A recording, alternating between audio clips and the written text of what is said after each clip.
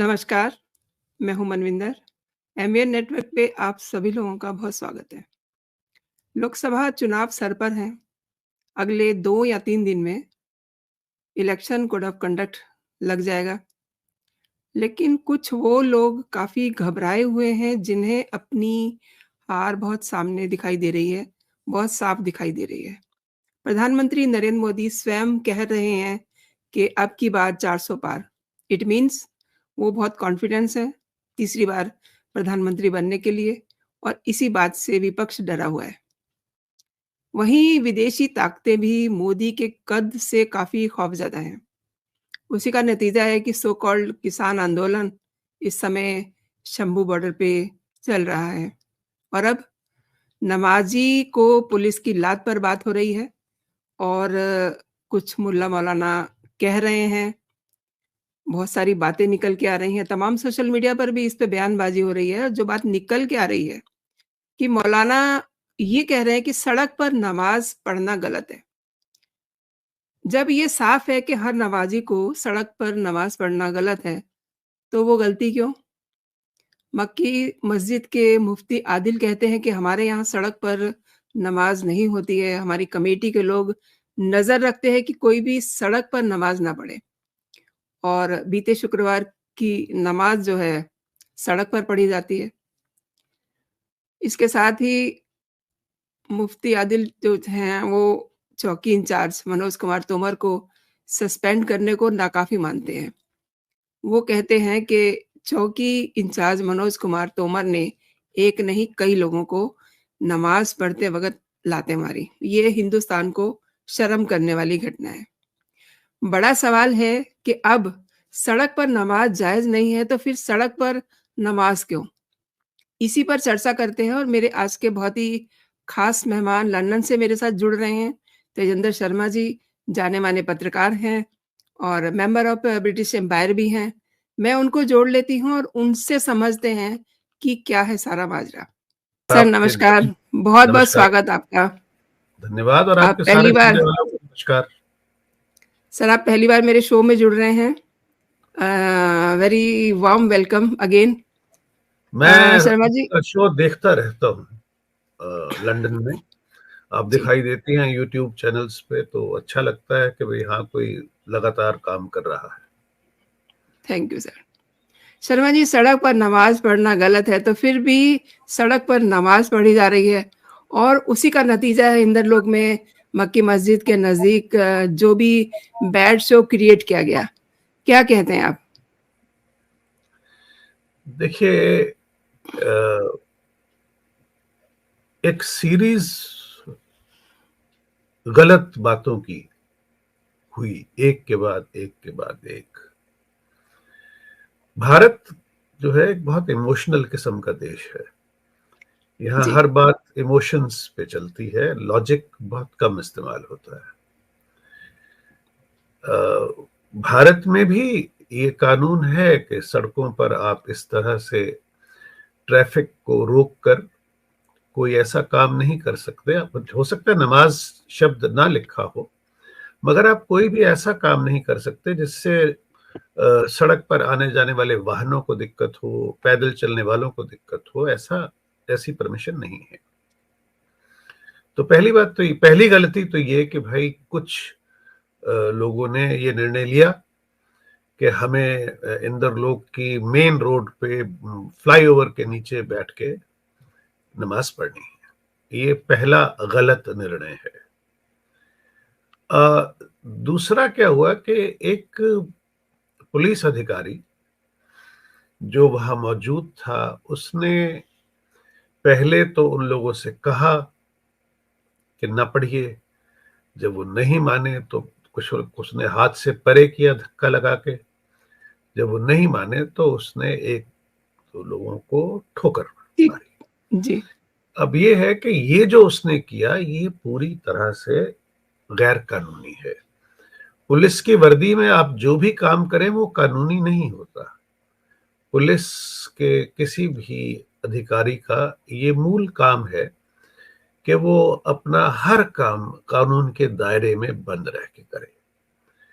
अब जैसे ये जो भी व्यक्ति था वहां पे जो कोशिश कर रहा था, अपनी तरफ से वो बड़ी कोशिश कर रहा था कि वो सड़क को खाली करवाए ताकि वाहन आ जा सके, मगर उसने वो सारी जिम्मेदारी अपने ऊपर ले ली। वो पूरी जी, व्यवस्था का एक छोटा-सा हिस्सा है। जी, उसे कोशिश करनी चाहिए कि व्यवस्था ठीक से चले, लेकिन वो व्यवस्था का मालिक नहीं है। उसे अपने से बड़े, अपने से ऊँचे ओहदे वाले लोगों को बताना चाहिए था कि ये स्थिति इंद्रलोक में हो गई है, मुझे और ज़्यादा पुलिस फ़ोर्स भेजी जाए ताकि हम इन लोगों को यहाँ से हटा सकें। उसकी सोच गलत नहीं थी, जी, उसका उद्देश्य गलत नहीं था। वो चाहता था कि वो सड़क न घिरे और वो सड़क खाली हो जाए ताकि उस पर से वाहन गुजर सके। मगर जो उसने उसके लिए रास्ता चुना, वो रास्ता थोड़ा गड़बड़ वाला था। उसमें वो खुद ही जैसे कहते हैं ना कि वही इल्ज़ाम लगा रहा है, वही निर्णय दे रहा है और वही एग्ज़ीक्यूटर भी है। तो उसने खुद ही तय कर लिया सब कुछ और वो खुद ही कर लिया। तो ये हुई दूसरी गलती। अब तीसरी गलती ये कि वहाँ के जो लोग थे वो ज़ाहिर है वो बहुत गुस्से में आए। तो उन्होंने एक जो जमघट बना के उसकी ऐसी-तैसी करनी शुरू की। खैर उस दिन की बातचीत खत्म हुई। अब उस व्यक्ति को शाम को सस्पेंड कर दिया गया। बिल्कुल सही निर्णय है कि अगर एक व्यक्ति कानून को अपने हाथ में लेता है और वो कानून का रखवाला है, तो उसे नौकरी से सस्पेंड करना बनता है। उसे सस्पेंड किया गया। अभी मुझे निजी तौर पे ये नहीं पता कि सस्पेंशन के बाद उस पर चार्जेस क्या लगे हैं। मगर इतना पता है कि एक वीडियो बहुत वायरल हो रहा है इस समय। लंदन में भी दिख रहा है, हर जगह दिख रहा है क्योंकि हम सब किसी न किसी जी, ग्रुप से जुड़े हुए हैं। जी, तो जी, देखा कि पुलिस उस अपने उस सहकर्मी को कोर्ट ले जा रही है और रास्ते में उस वैन को रोका गया। माँ-बहन की गालियाँ लगातार हिंदी, उर्दू में दे दी गईं और उस व्यक्ति की जम के पिटाई हुई। ये सब हम देख पा रहे थे और बाकी के जो पुलिस वाले थे, वो बिल्कुल इस तरह खड़े थे जैसे उनके हाथ काट दिए गए हैं। उन्हें ये ज़ाहिर है कि हुक्म रहा होगा कि वो कोई ऐसा एक्शन न लें, जिससे मामला और बिगड़े। मगर अगर पुलिस वालों की जान पे बन आए, तो उस वक़्त पुलिस को क्या करना चाहिए, इसका भी एक क्लियर कट एक इंस्ट्रक्शंस पुलिस के पास होनी चाहिए। क्योंकि अगर पुलिस मार खाने के लिए है, तो ऐसी पुलिस पे कोई विश्वास नहीं करेगा। जहां आपने ये वीडियो देखा कि पुलिस मार खा रही है, तो वो लोग जो इलाके के दबंग लोग हैं, उनको इससे शह मिलती है। वो ये सोचते हैं अगर इनकी वहां पिटाई हुई तो यहां भी हम पिटाई कर सकते हैं। तो अब मैंने कहा शुरुआत से ही कि सीरीज ऑफ रॉन्ग एक्शंस हुआ। पहला एक्शन कि वहां नमाज पढ़ी गई सड़क को रोक के। दूसरा एक्शन पुलिस वाले ने खुद निर्णय लेके एक्शन लिया जो गलत हो गया। तीसरा ये कि जब उसे पुलिस वाले को ले जाया जा रहा था कोर्ट में, तो लोगों ने मिल के उसकी इतनी पिटाई की कि अब ये भी नहीं पता वो जिंदा बचने वाला है कि नहीं बचने वाला है। हमें कुछ आइडिया नहीं है इसका। अभी ये खबर ऑफिशियली नहीं आई है कि उसका क्या हाल है। एक बात याद रहे कि अगर 10 गलत काम भी किए जाएंगे वो सब के सब गलत रहेंगे। वो 10 गलत काम मिलके एक ठीक काम नहीं हो सकता। सबको इंट्रोस्पेक्शन करना है। सबसे बड़ी बात यह है कि हम अपने मुल्क के प्रगति के रास्ते में रोड़े ना अटकाएं। हमें बताया गया है कॉन्स्टिट्यूशन के जरिए कि हमें अपनी धार्मिक भावनाएं, धार्मिक पूजा पाठ सब करने का हक है। ये हमारा जन्मसिद्ध अधिकार है। मगर ये अधिकार हमारा नहीं है कि हम अपने काम करते हुए और लोगों को मुश्किल में डालें। जैसे ही देखिए, जैसे हमें फ्रीडम है, कार और स्कूटर वाले को फ्रीडम है कि वो कार और स्कूटर उस जगह पे चलाए जहां के उसने टैक्स दे रखा है। कार वाला रोड टैक्स देता है, पैदल चलने वाला खाली टैक्स देता है। लेकिन जो कार और स्कूटर चला रहा है वो टैक्सों के अलावा रोड टैक्स अलग से देता है, जिससे उसे रोड मिले। ये सरकार का काम है कि जिनसे वो रोड टैक्स ले रही है उनको रोड मुहैया कराए कि आप इस रोड पे अपना व्हीकल चला सकते हैं। अगर वो सरकार सिर्फ टैक्स लेती है और रोड नहीं दे पाती है तो काहे की सरकार है।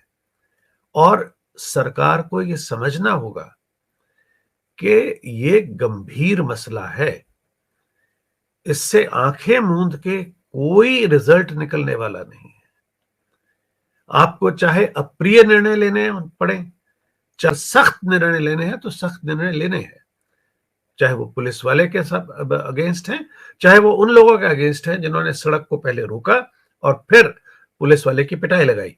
याद रखिएगा, भारत में या किसी भी सिविलाइज देश में वर्दी वाले व्यक्ति पर हाथ उठाना बहुत बड़ा जुर्म है और उस जुर्म की सजा भी बड़ी सख्त है। तो अब देखना ही होगा कि क्या सरकार कदम उठाती है, वरना अभी तक तो जो हुआ है वो काफी सवाल उठाता है। आपने बहुत बड़ी बात कही है। No doubt the way police person hit, but one can say wrong.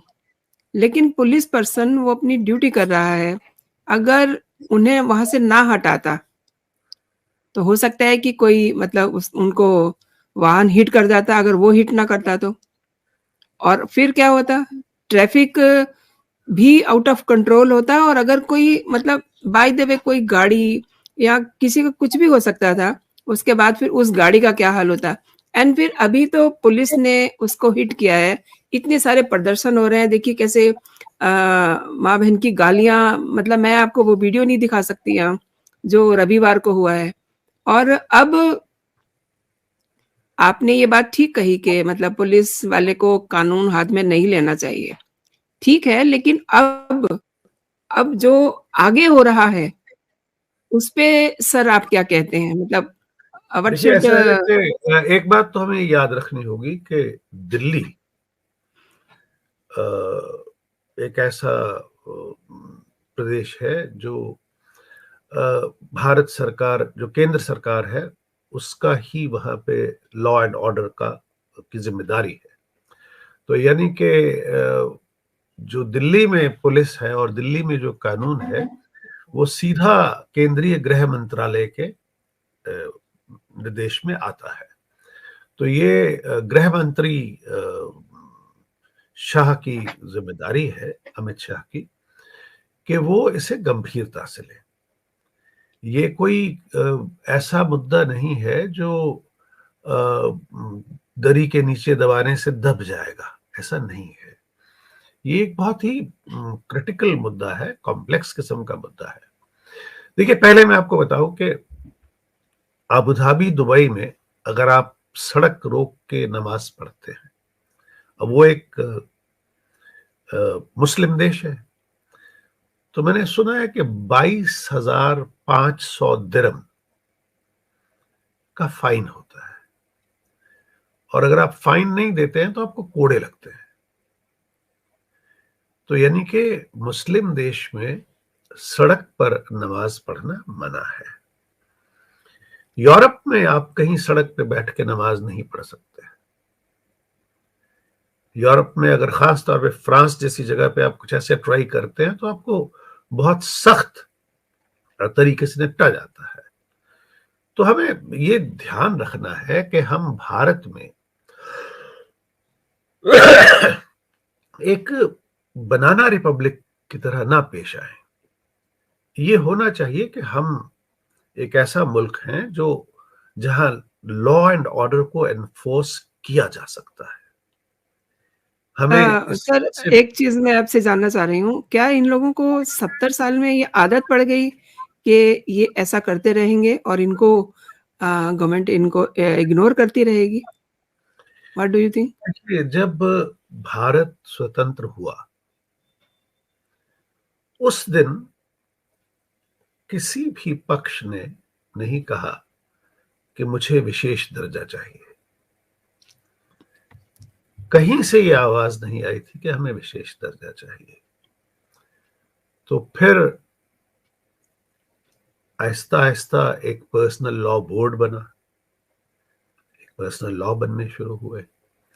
एक ऐसा भी किस्सा आया कि जब सुप्रीम कोर्ट ने शाहबानों के केस में ये ऑर्डर दे दिया कि उनको मेंटेनेंस मिलनी चाहिए, तो उस समय की सरकार ने सुप्रीम कोर्ट की अवहेलना करते हुए एक नया कानून बना दिया। जब शाहबानों का केस था तो मैं भारत में ही था। तो हमें ये ध्यान रखना है कि जिस तरह से पिछली सरकारों ने इन समस्याओं के साथ निपटने की कोशिश की है, उसमें फर्मनेस की कमी थी और खुश करने वाली जो नीति थी वो ज्यादा थी।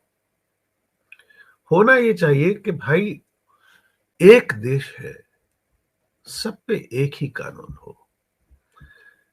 देखिए, China, America, Canada, Russia Bharat से बहुत बड़े देश हैं।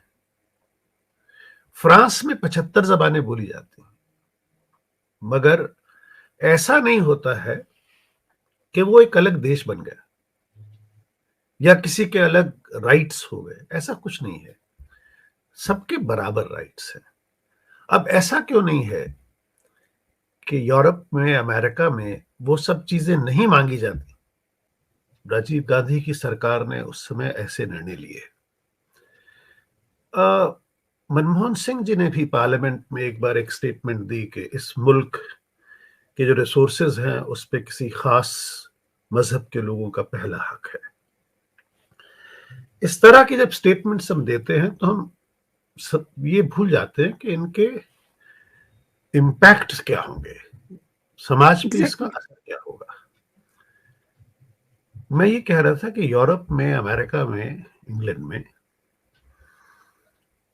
हर मजहब के लोग रहते हैं, मगर सबको ये मालूम है कि हमारे क्या हक हैं, हमारे क्या कर्तव्य हैं। हम केवल हक अगर जताएंगे और अपने कर्तव्य पूरे नहीं करेंगे तो वो हक हम लोगों को परेशान करेंगे, वो दूसरों को चुभेंगे। फिर दूसरे लोग कहेंगे कि भाई ये हक इनको है तो हमें क्यों नहीं है। जब हम एक ही समाज में रहते हैं, भारत में भी जैसे क्रिमिनल लॉ एक ही है, उसमें ये नहीं है कि कोई पारसी अगर कोई कानून तोड़ता है या सर सिख तोड़ता है या जैन तोड़ता है या हिंदू तोड़ता है या मुस्लिम तोड़ता है तो उनके लिए अलग लॉज है। ऐसा नहीं है, सबके लिए एक ही लॉ है। जी।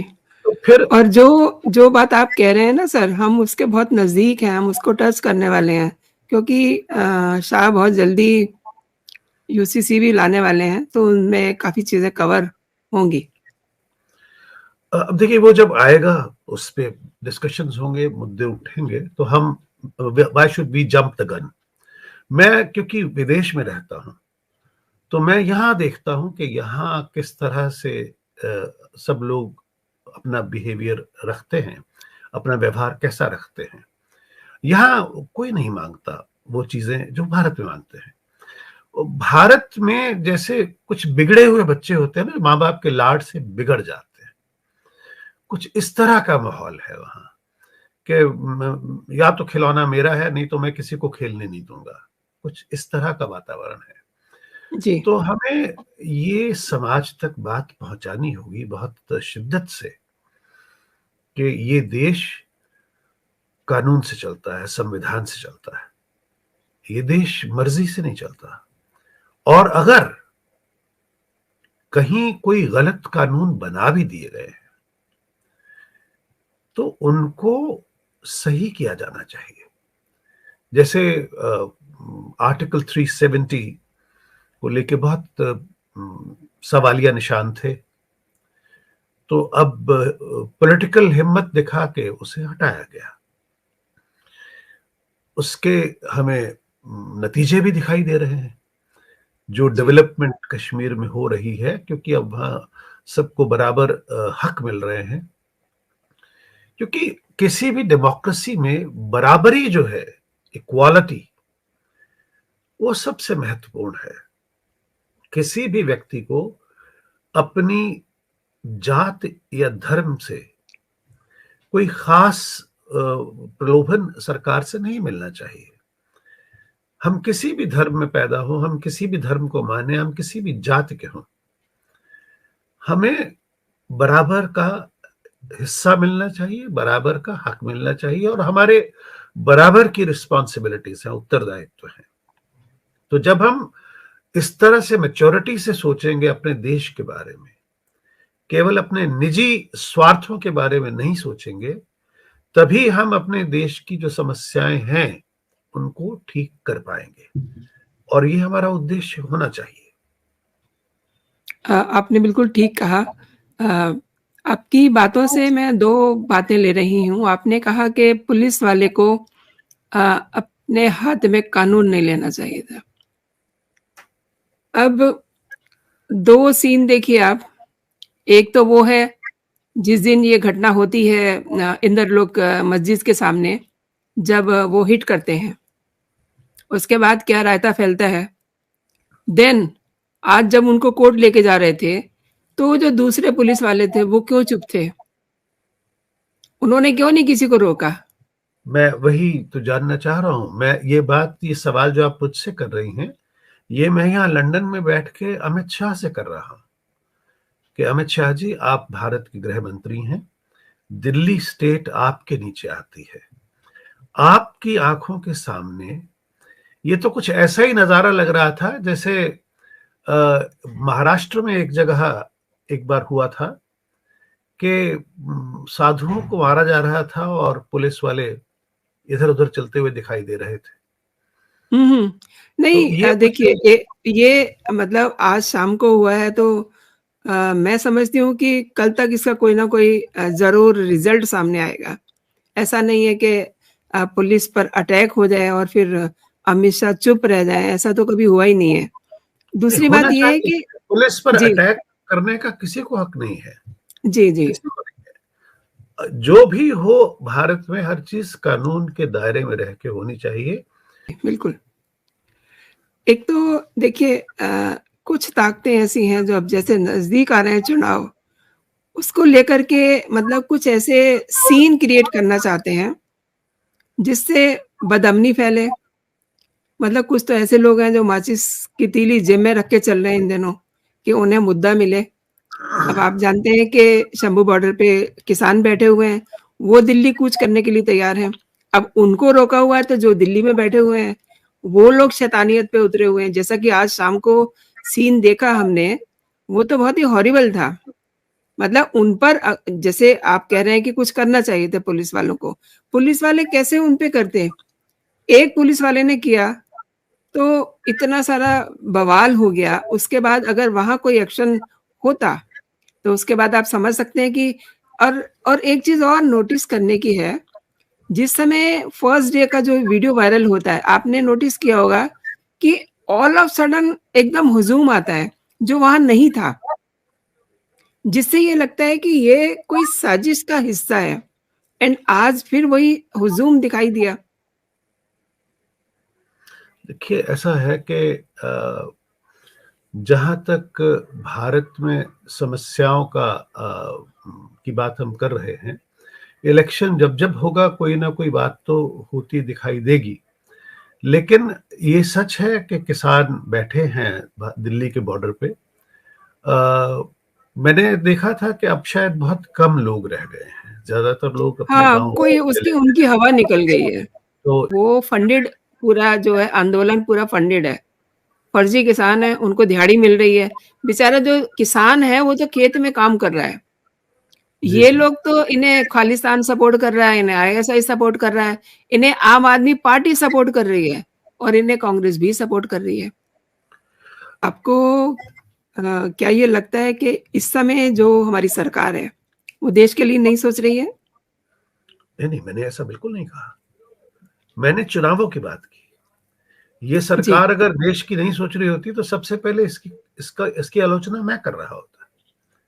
मुझे दिखाई देता है कि इस सरकार के दिमाग में भारत की प्रगति है और जी, बहुत सारी ऐसी योजनाएं हैं, जैसे लेडीज को गैस देने वाली या बैंक अकाउंट्स खोलने वाली या नए एंटरप्रेन्योर्स को लोन देने वाली या गरीब लोगों को घर देना। ये सब इस सरकार के महत्वपूर्ण काम है और जी, मुझे लगता है कि ये जो अच्छे काम इन्होंने किए हैं, ये करते हुए अ, उस राजनीति से बचे जो राजनीति डिस्ट्रक्टिव होती है। बस जो हो रहा है ना बाहर, अब सपोज सामने वाला, मुझे एक कहानी याद है जी, छोटी सी। एक साधु जा रहे थे तो एक बिच्छू पानी में जा रहा था, तो साधु उसे बचा रहे थे, तो बिच्छू हर बार उनको काटता था, वो जब भी निकालते थे। तो देखने वाले ने कहा उनसे कि भाई आप ये बिच्छू को जानते हैं, इसकी नेचर, ये तो काटेगा ही। तो कहता है जब वो अपनी नेचर नहीं छोड़ता तो मैं अपनी नेचर क्यों छोड़ूं। वो काटता है, उसका काम काटना है, मैं बचाता हूं क्योंकि मेरा काम बचाना है। तो अब मैं ये कहता हूं कि अगर ये सरकार अच्छे काम कर रही है तो दबाव में आके उनको छोड़े ना। सामने वाले कैसे भी दबाव डालें, जिस तरह से भी करे, उनको उनके लेवल पे ना जाए, अपने लेवल पर आए, बस ये। आपने बहुत सही कहा कि प्रेशर में तो ख़ैर अमित शाह कम से कम बिल्कुल भी नहीं आते हैं और ये जो मुद्दा है इसको लेकर के हो सकता है आपसे जल्दी ही फिर बात हो कि जी अमित शाह बिल्कुल। ने क्या एक्शन लिया है। मैं भी इस क्योंकि आज समस्या में हितैषी हूँ। आज का जो मुद्दा है, जिस तरीके से पुलिस पे अटैक हुआ है, ये वाक़ई में बहुत गंभीर है और इस पे एक्शन भी होगा और उम्मीद करते हैं कि क्योंकि फ़ोर्सेस जो होती हैं उनका मोरल हमेशा हाई रहना चाहिए, तभी पब्लिक में उनका खौफ बनता है। फ़ोर्सेस खौफ के लिए होती नहीं है, लेकिन जो एक सिस्टम है, जो एक लोगों की आपने देखा मेंटालिटी है, हाँ, नहीं, कानून का डर जरूरी है। कानून का डर ज़रूर होना चाहिए। तो आपने सर मेरे शो के लिए समय निकाला, मेरे दर्शकों को बहुत अच्छी जानकारी दी। बहुत-बहुत धन्यवाद आपका। बहुत बहुत शुक्रिया थैंक्स अ मनविंदर जी। आप जब भी कभी थैंक्स अ बुलाएंगे लॉट। आप मिलेंगे। जी, मुलाकात थैंक्स अ होगी। लॉट। जय ठीक हिंद, है। जय भारत। नमस्कार।